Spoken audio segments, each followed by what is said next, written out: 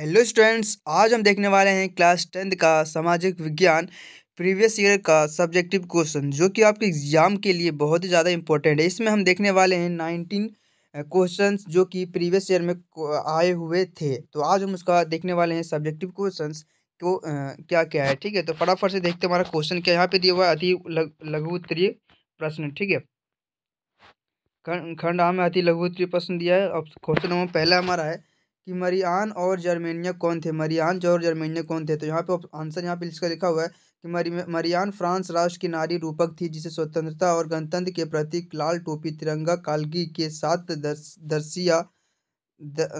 दर्शाया गया है और उसकी प्रतिमाएं सार्वजनिक चौकों पर लगाई गई है। मरियान की छवि सिक्कों और डाक टिकटों पर अंतिम की गई है। इसी तरह जर्मेनिया जर्मन राष्ट्र का रूपक बन गई। जर्मेनिया बलूत वृक्ष के पत्तों के मुकुट से सजा जाता क्योंकि जर्मनी में बलूत को वीरता का प्रतीक माना जाता है। यहाँ पे हमारा पहला क्वेश्चन हुआ। उसके बाद यहाँ पे हमारा दूसरा क्वेश्चन है कि सत्याग्रह के विचार का क्या मतलब है। ये बहुत ही ज़्यादा इंपॉर्टेंट है कि सत्याग्रह आंदोलन के विचार का क्या मतलब है। ये बहुत बार पूछा गया है। ठीक है, तो अगर आप इसको नोट डाउन करना चाहते हैं तो आप इसको नोट डाउन भी कर सकते हो। तो यहाँ देखते हैं हमारा फटाफट इसका आंसर कि सत्याग्रह एक ऐसा विचार है जिसमें सत्य की शक्ति पर आग्रह और सत्य की खोज पर जोर दिया जाता है। ठीक है, सत्याग्रह का यहाँ पर मतलब हो गया कि सत्य पर आग्रह और सत्य की खोज पर जोर दिया जाता है। इसका अभिप्राय यह है कि यदि आपका उद्देश्य सच्चा है, यदि आपका संघर्ष अन्याय के विरुद्ध है, तो उत्पीड़क का मुकाबला करने के लिए आपको किसी शारीरिक बल की आवश्यकता नहीं है। ठीक है, उसके बाद हम देखते हैं क्वेश्चन नंबर 3 कि मानव के लिए संसाधन क्यों आवश्यक है। मानव के लिए संसाधन क्यों आवश्यक है। ठीक है, तो ये बहुत ज़्यादा इंपॉर्टेंट क्वेश्चन है। देखते हैं इसका आंसर। मानव के लिए संसाधन बहुत ही महत्वपूर्ण है। किसी भी देश की अर्थव्यवस्था की रीढ़ की हड्डी का काम करती है अर्थव्यवस्था। ठीक है, जो अर्थव्यवस्था है किसी भी देश की अर्थव्यवस्था की रीढ़ की हड्डी का काम करती है। यह अर्थव्यवस्था की मजबूती तथा लोगों की समृद्धि का आधार है। उदाहरण के लिए आरंभिक मानव अपने भोजन के लिए प्रत्यक्ष रूप से पौधों एवं जानवरों पर निर्भर था। बाद में उसने औजारों के प्रयोग, तकनीकी एवं कार्य कुशलता के वातावरण में सामंजस्य स्थापित किया। उसने यह भी अनुभव किया कि उसके लिए क्या क्या चीज़ उपयोगी है। उसके बाद यहाँ पे है कि इस प्रकार उसके लिए प्राकृतिक से प्राप्त पदार्थ प्राकृतिक संसाधन बन गया। इस संसाधन में मानव की अर्थव्यवस्था के विकास में आधार का काम किया। अतः हम कह सकते हैं कि मानव के लिए संसाधन बहुत आवश्यक है। उसके बाद हम देखते हैं क्वेश्चन नंबर 4 कि नदियों में बांध क्यों बनाए जाते हैं। नदियों में बांध क्यों बनाए जाते हैं। तो यहाँ पे होगा कि नदियों पर बांध इसलिए बनाए जाते हैं क्योंकि बांध देश की समग्र बुनियादी ढांचे से महत्वपूर्ण भूमिका निभाते हैं। बांध मनोरंजन, बाढ़ नियंत्रण, जल आपूर्ति, जल विद्युत शक्ति, अपशिष्ट प्रबंधन, नदी नेविगेशन और वन्य जीव आवास सहित कई प्रकार के आर्थिक, पर्यावरण और सामाजिक लाभ प्रदान करते हैं। उसके बाद यहाँ पे हमारा दिया हुआ है क्वेश्चन नंबर 5 है कि सरकार के प्रमुख अंग कौन कौन से। सरकार के प्रमुख अंग 3 हैं। एक है विधायिका, कार्यपालिका और न्यायपालिका। ठीक है, उसके बाद हम देखते हैं क्वेश्चन नंबर 6 कि लोकतंत्र के लिए राजनीतिक दल क्यों आवश्यक है। लोकतंत्र के राजनीतिक दल क्यों आवश्यक है। ये बहुत ही ज़्यादा इंपॉर्टेंट क्वेश्चन है। तो इसका जो आंसर होगा कि पहला, राजनीतिक दल को लोकतंत्र का प्राण कहा जाता है। यदि राजनीतिक दल नहीं होगा तो सभी उम्मीदवार निर्दलीय होंगे। उसके बाद है कि राजनीतिक दल जनता सरकार के बीच कड़ी का काम करता है। आप इसको नोट डाउन करके अच्छे से याद कर लीजिएगा क्योंकि ये आपके एग्जाम के लिए बहुत ज़्यादा इंपॉर्टेंट क्वेश्चन है ये सारे जितने भी मैं आपको बता रहा हूँ। उसके बाद थोड़ा सा आंसर इधर भी है इसका। ठीक है, यहाँ पे इस प्रकार सरकार बनानी, जनता का प्रतिनिधित्व करने एवं देश के लिए कानून बनाने के लिए राजनीतिक दलों की आवश्यकता होती है। यहाँ पे हमारा 6 का जो आंसर है वो कंप्लीट हो। इसके बाद हम देखते हैं क्वेश्चन नंबर 7 कि वस्तु विनिमय प्रणाली से के मुख्य कठिनाई क्या थी। वस्तु विनिमय प्रणाली में मुख्य कठिनाई क्या थी। तो यहाँ पे हम उसका आंसर देखते हैं कि वस्तु विनिमय प्रणाली की सबसे कड़ी कठिनाई दोहरे संयोग का अभाव था। इस प्रणाली में व्यक्तियों को ऐसे व्यक्ति की खोज में भटकना पड़ता था जिसके पास उसकी आवश्यकता की वस्तु हो और वह व्यक्ति अपनी वस्तु के बदलने में स्वयं उस मनुष्य की वस्तु लेने को तैयार हो। ऐसा सहयोग मिलना कठिन होता था। यहाँ पे हो गया। उसके बाद हम देखते हैं खंड बी में जो है लघु उत्तरीय प्रश्न। लघु उत्तरीय प्रश्न उसके बाद देखते हैं क्वेश्चन हमारा क्या है कि उदारवादियों ने 1848 की क्रांति का अर्थ का क्या अर्थ लगाया जाता है, क्या अर्थ लगाया जाता है। तो इसका देखते हैं आंसर। इतना लंबा आंसर आपको देख के घबराना नहीं है, आपको बस ध्यान से एक बार 2-3 अच्छे से पढ़ लेना और समझ लेना, उसके बाद आपको इजी से याद हो जाएगा। ठीक है, आपको गड़बड़ाना उड़बड़ाना नहीं है, आराम से देखना है। इसको देखते हैं इसका आंसर कि 1848 में जब अनेक यूरोपीय देशों गरीबी, रोज बेरोजगारी और भुखमरी में ग्रस्त किसान मजदूर विद्रोह कर रहे थे, तब उसके समांतर पढ़े लिखे मध्य वर्ग उनकी भी एक क्रांति हो रही थी।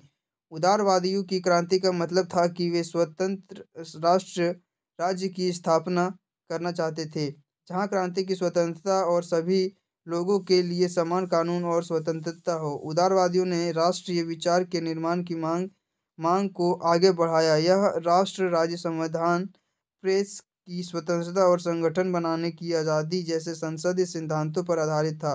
वे सभी नागरिकों को सामाजिक समानता दिलाने पर पक्षधर थे। उसके बाद हम देखते हैं क्वेश्चन नंबर 9 कि पहले विश्व युद्ध के समय भारत का औद्योगिक उत्पादन क्यों बढ़ा। तो आंसर यहाँ के पहले विश्व युद्ध के समय भारत के औद्योगिक उत्पादन में वृद्धि हुई, जिसके कई कारण थे। पहला कारण है कि प्रथम विश्व युद्ध में ब्रिटेन ऐसे उलझ गया कि उसका ध्यान अपने बचाव पर लग गया। अब वह भारत में अपने माल को निर्यात ना कर सका, जिसके कारण भारत के उद्योगों को अपने पनपने का सुअवसर प्राप्त हुआ। उसके बाद यहाँ पे दूसरा कारण है कि इंग्लैंड के सब कारखाने निर्यात की विभिन्न चीज़ें बनाने की बजाय सैनिक सामग्री बनाने में लग गए, इसीलिए भारतीय उद्योगों को रातों रात एक विशाल देशी बाजार मिल गया।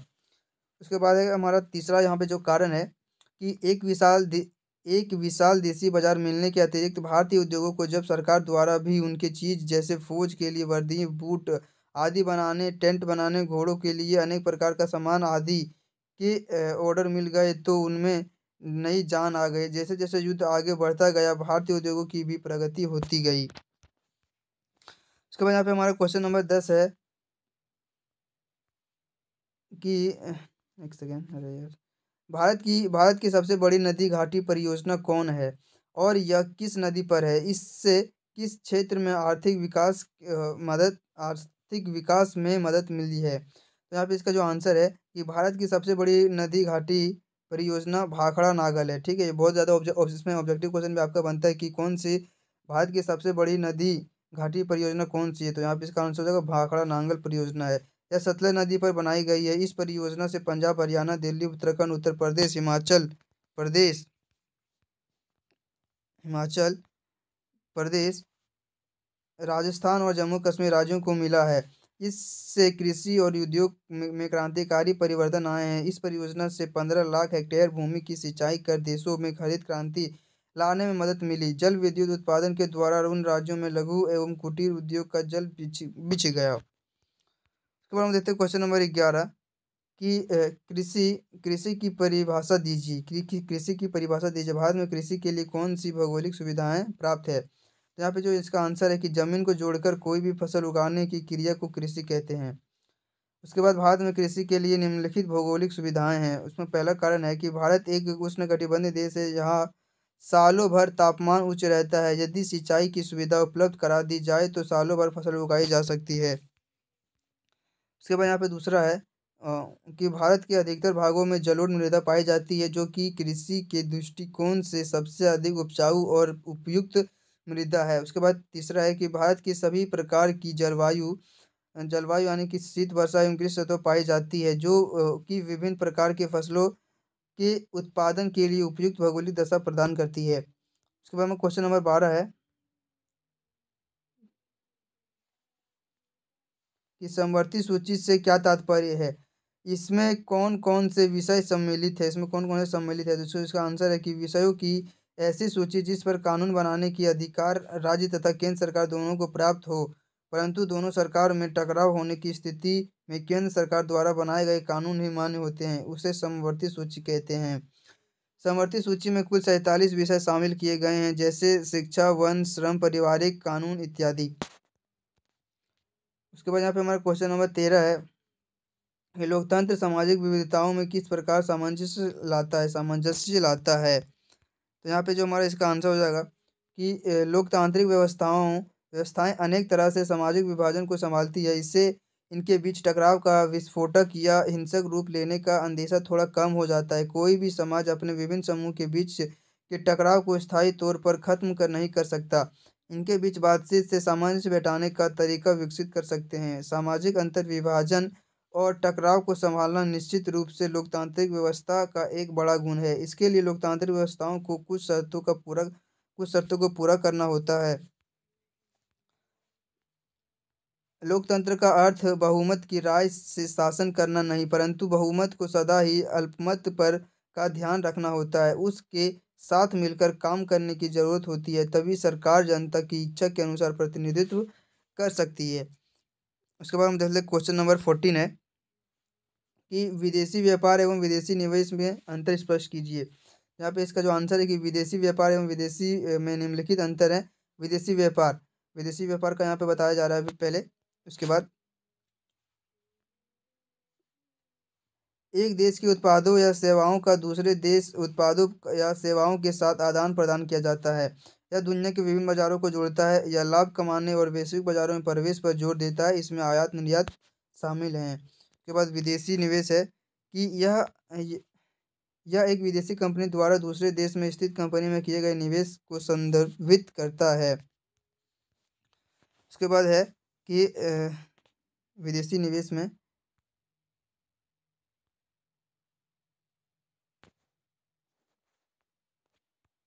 ये थोड़ा लंबा है इसका।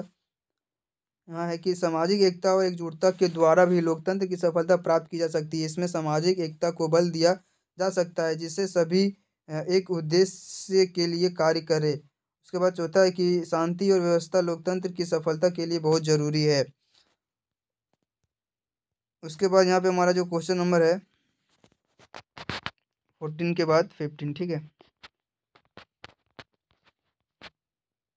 क्वेश्चन नंबर 15 है कि महामंदी के कारणों की व्याख्या कीजिए। महामंदी के कारणों की व्याख्या कीजिए। तो 1929 में आर्थिक महामंदी की शुरुआत हुई। इस मंदी के प्रमुख कारण निम्नलिखित थे। पहला था कि औद्योगिक क्रांति के कारण अमेरिका तथा ब्रिटेन में बड़े पैमाने पर उत्पादन कार्य होने लगा था। 1930 तक तैयार माल का इतना बड़ा भंडार एकत्र हो गया कि इनका कोई खरीदार ना रहा। उसके बाद इसका जो दूसरा कारण है कि कृषि क्षेत्र में अति उत्पादन के कारण कृषि उत्पादों की कीमतें गिरने लगी। किसानों ने अपनी घटती आय को बढ़ाने के लिए अधिक उत्पादन करना शुरू कर दिया, बहुत बहुत कर दिया, किंतु इससे कीमतें और गिरने लगी। उसके बाद तीसरा है कि संकट से पूर्व बहुत से देशों ने अमेरिका से कर्ज लिया था, जो घटकर केवल चौथाई रह गया। जो देश अमेरिकी कर्ज पर सबसे ज़्यादा निर्भर थे, उसके सामने गहरा संकट खड़ा हो गया।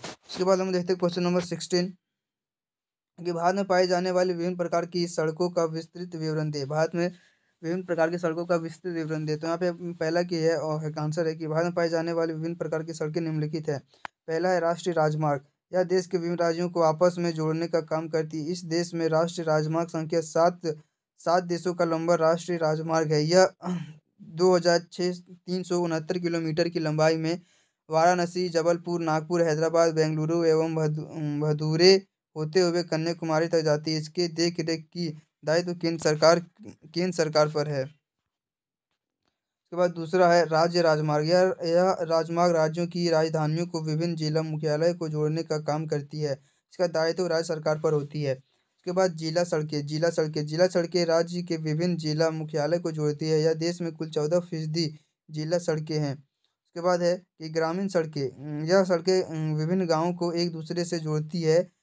देश की कुल सड़कों में इनका हिस्सा 14% है। उसके बाद क्वेश्चन नंबर 17 है कि लोकतंत्र की सफलता की किन्हीं चार आवश्यक शर्तों का वर्णन कीजिए। किन्हीं चार शर्तों का वर्णन कीजिए। लोकतंत्र की सफलता के लिए आवश्यक शर्तें निम्नलिखित है। पहला कि जनता में शिक्षा तथा जागरूकता लाकर एक लोकतंत्र को मजबूत बनाया जा सकता है। अतः यह जनता को जागरूक करने के लिए शिक्षा के स्तर को बढ़ावा देने के लिए सरकार को विभिन्न अभियान चलाए जाने चाहिए।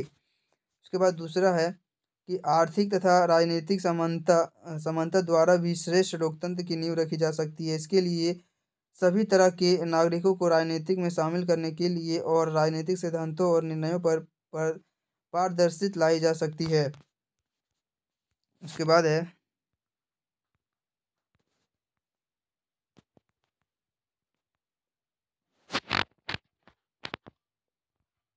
उसके बाद यहाँ पे तीसरा है, सामाजिक एकता और एकजुटता द्वारा भी लोकतंत्र की सफलता प्राप्त की जा सकती है। इसमें सामाजिक एकता का बल दिया जा सकता है, जिसमें सभी एक उद्देश्य के लिए कार्य करें। शांति और व्यवस्था लोकतंत्र की सफलता के लिए बहुत जरूरी है। यहाँ पे मैंने एक मिस्टेक कर दिया था, ये आपको मैं बता दिया था विदेशी निवेश में, ठीक है। तो विदेशी निवेश के लिए यहाँ पे उसका जो कुछ पॉइंट है यहाँ पे दिया हुआ है, ठीक है। तो आप इसको एक बार देख लीजिए कि विदेशी निवेश का जो पहला ऑप्शन उधर था, पहले बताए थे, तो उसमें थोड़ा गड़बड़ी हो गई, उसके बाद इसका था, ठीक है। तो यहाँ पे बता दे रहे हैं उसका आगे का पॉइंट विदेशी निवेश में है कि इसके परिणाम स्वरूप पूंजी प्रौद्योगिक और अन्य संसाधनों के रूप में निवेश करता है होता है। यह पूंजी एक देश से दूसरे देश में ले जाने में मदद करता है। इसका मुख्य उद्देश्य लंबी अवधि के लिए आय उत्पन्न करना है। उसके बाद हम लोग देखते हैं क्वेश्चन नंबर 18। बहुराष्ट्रीय कंपनियां किस प्रकार दूसरे देशों में उत्पाद या अपने उत्पादन पर नियंत्रण स्थापित करती है। दूसरे देशों में बहुराष्ट्रीय कंपनियां निम्न प्रकार से उत्पादन या उत्पाद पर नियंत्रण स्थापित करती है। पहला कि बहुराष्ट्रीय कंपनियां दूसरे देशों में उत्पादन की इकाई स्थापित करती है, विशेष रूप से जहां पर बाजार नजदीक और कुशल और अकुशल श्रम आदि उपलब्ध हो। दूसरा कि बहुराष्ट्रीय कंपनियां उत्पादन के लिए कार्यालय और कारखानों की स्थापना करती है। उसके बाद तीसरा कि बहुराष्ट्रीय कंपनियां विभिन्न देशों की स्थानीय कंपनियों के साथ संयुक्त रूप से उत्पादन करती है। कई बार वे कंपनियां खरीद कर उत्पादन का प्रसार करती है। उसके बाद है चौथा कि बहुराष्ट्रीय कंपनियां छोटे उत्पादकों की उत्पादन का ऑर्डर देती है, जिन्हें अपने ब्रांड के नाम से बेचती है। उसके बाद है यहाँ पे 19 की दिए गए भारत की रेखा मानचित्र पर कोयला निक्षेप के 3 प्रमुख क्षेत्र को दर्शाए। तो यहाँ पे 3 प्रमुख क्षेत्र दिया हुआ है कि पहला तो है झारखंड में होता है, झारखंड का झरिया में, जो कि बहुत ज़्यादा फेमस है। उसके बाद है उड़ीसा का तालचेर में, ठीक है। उसके बाद मध्य प्रदेश सिंगरौली। तो गाइस यहाँ पे हमारे जो है सब्जेक्टिव क्वेश्चन कंप्लीट हुआ। तो नेक्स्ट वीडियो में हम दूसरे सब्जेक्ट का देखने वाले हैं क्वेश्चन। तब तक के लिए जय हिंद दोस्तों।